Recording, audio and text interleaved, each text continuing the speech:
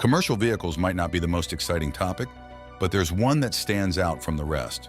The Citroën Relay, which is essentially a rebadged Fiat Ducato, comes in a unique configuration known as the back-to-back.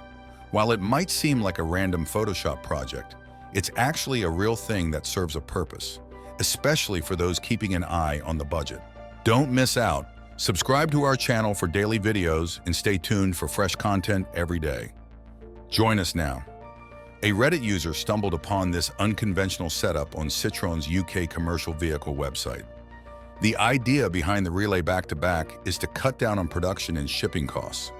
These vans are temporarily bolted together and customized for third-party companies specializing in motorhomes, campers, or other specialized vehicles used for recovery or emergency services. By skipping the standard chassis cab rear end during production, Citroën is able to reduce manufacturing costs.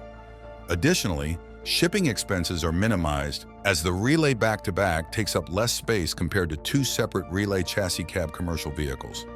Since these vans are front-wheel drive, there's no need to deal with extra drive shafts after delivery. This setup also gives businesses more freedom to design their own rear ends without being tied to the automaker's standard chassis cab rear. Simplifying the process not only saves money, but also reduces waste. Companies that specialize in cab chassis-based vehicles can bypass the factory-fitted cab chassis and go straight to fitting their custom rear attachments. Despite its unconventional appearance, this setup offers benefits for everyone involved.